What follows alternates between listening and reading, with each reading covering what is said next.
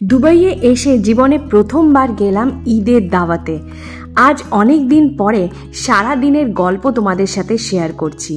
ঈদের দিনটা কিভাবে কাটালাম, কিভাবে সাজুগুজু করে দাওয়াতে গেলাম, সব থাকবে আজকের ব্লগে।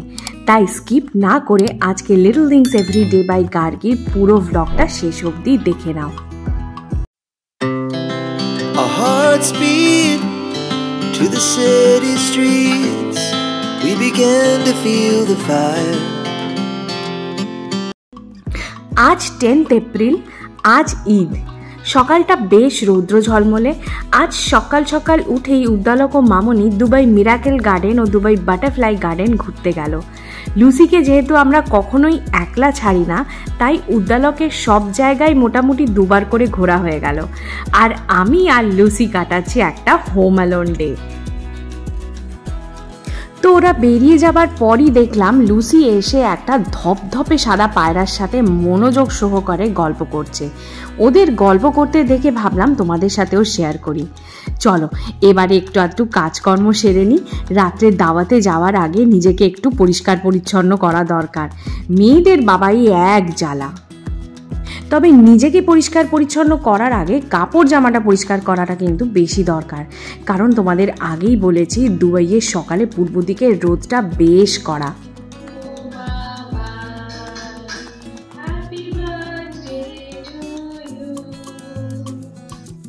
আজকাল লুসিকে নিয়ে একলা থাকলে আমার চ্যানেলের ব্লগগুলো ওকে চালিয়ে দিই প্লেলিস্ট করে। চেনা পরিচিত ভয়েসগুলো শুনলে ও বেশ আজকাল শান্ত থাকে আর মাঝে মাঝে টিভির দিকে তাকায়, না হলে ওই গল্পগুলো শুনতে শুনতেই ঘুমিয়েই পড়ে।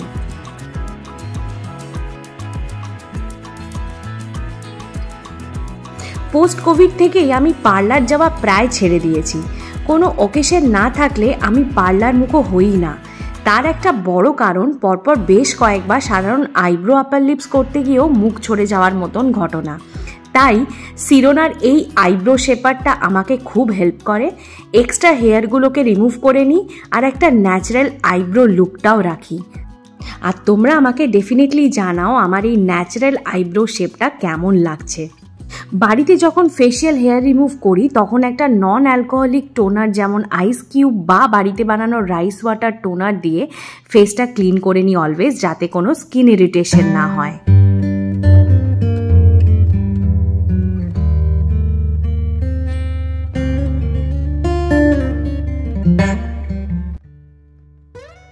তবে সকাল থেকে শুধু নিজের যত্ন নিলেই কি হবে? এবারে রান্নাঘরে চললাম সবার লাঞ্চের ব্যবস্থা করতে। স্যালাডের প্রিপারেশন ও সাথে কিছু সবজি কেটে কুটে একদম ভাতে সবজি মিলিয়ে সেদ্ধ বসিয়ে দিলাম। রাত্রে খাওয়া দাওয়া আছে বলে দুপুরটা কিন্তু একদমই হালকার উপর রেখে দিলাম আজকে।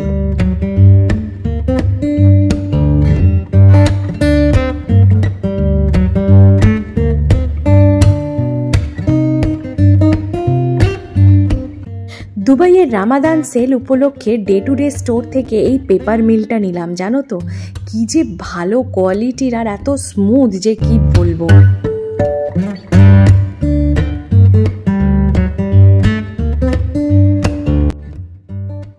তো এই একদিকে ভাত বসিয়ে দিয়েছি আর একদিকে ঢ্যাঁড়স আর ডিম সিদ্ধ একসাথে বসিয়ে দিলাম। ডিমটাই কিন্তু বসাবার আগে ভালো করে পরিষ্কার করে নিয়েছি সাবান দিয়ে।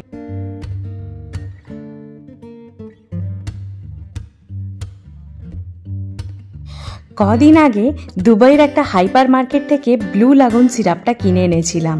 কারণ এই ভার্জিন মইতো বা ব্লু লাগুনের মকটেলসগুলো আমাদের ভীষণ প্রিয়। আর ভার্জিন মইতোটা বাড়িতে ভালোভাবে বানানো গেলেও ব্লু লাগুন মকটেলসগুলো কিন্তু ব্লু লাগুন সিরাপ ছাড়া সম্ভব নয়। তাই ভাবলাম ওরা যখন আজকে রোদে তেতে পুড়ে বাড়ি ফিরছে, তাহলে এই ব্লু লাগুন সিরাপটার আজকে উদ্বোধন করা যাক। এগুলো বানানোর প্রসেসটা কিন্তু আমাদের সেই ছোটোবেলাকার রাসনা বা স্কোয়াশের মতনই। জাস্ট জলে ঢালো আর গুলিয়ে নাও। শুধু সুগারটা কম লাগলে নিজেদের মতন করে অ্যাডজাস্ট করে নাও।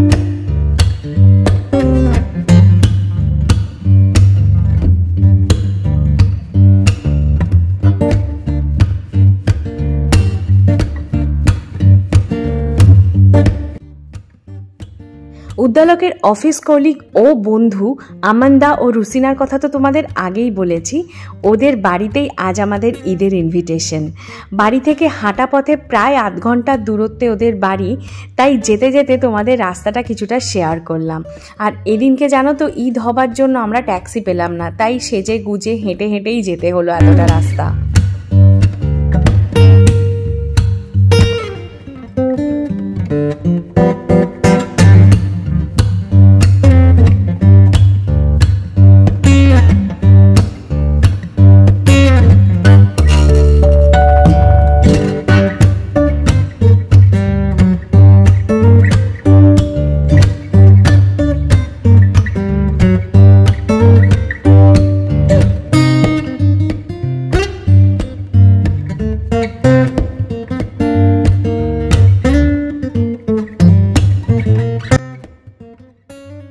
তো আমান্দাদের বাড়ির একদম পাশে একটা ফাঁকা জায়গা রয়েছে আর কি, ওখান থেকে দুবাই স্কাইলাইনটা দারুণভাবে দেখা যায়।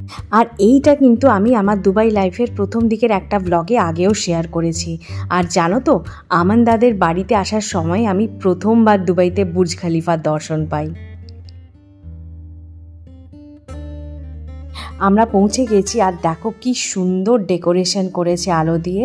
আর ভেতরটাও কিন্তু রুসিনা খুব সুন্দর করে ডেকোরেট করেছিল, তার কিছু কিছু ক্লিপিংস তোমাদের সাথে শেয়ার করলাম।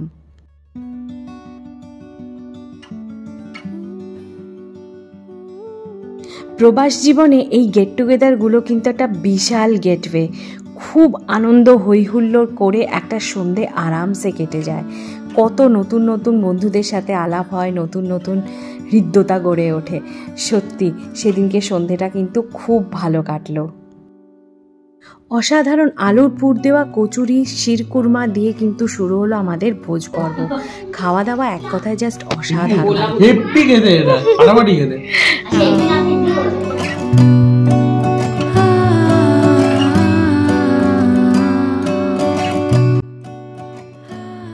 এদিকে ডিনার জমে গেল ফ্রাইড রাইস, ডাল মাখানি, পনির মশালা, পরোটা, স্যালাড, ফিরনি দিয়ে। ঈদের সাথে নবরাত্রিও শুরু হয়েছিল আর নিমন্ত্রিত অতিথিদের মধ্যে বেশিরভাগই ছিলেন শাকাহারী, তাই আজকের সব আয়োজন তাদের কথা মাথায় রেখেই। তবে ভেজ ননভেজ যাই হোক না কেন, গেট টুগেদারের আনন্দটাই কিন্তু মেন ব্যাপার। সেদিন বাড়ি ফিরতে ফিরতে হয়ে গেছিল প্রায় রাত 1টা। এসে ভাবলাম তোমাদের সাথে আজকের পুরো লুকটা একবার শেয়ার করি। যদিও ইচ্ছে ছিল শাড়ি পরার, কিন্তু ওই হাঁটাহাঁটির চক্করে আর রিস্ক নিলাম না। কেমন লাগলো আজকের আমার এই ঈদ স্পেশাল ব্লগটা আমাকে ডেফিনেটলি কমেন্ট করে জানিও। যদি ভালো লেগে থাকে লাইক, কমেন্ট, শেয়ার এবং সাবস্ক্রাইব করো। আবার ফিরে আসবো পরবর্তী একটা ব্লগ নিয়ে।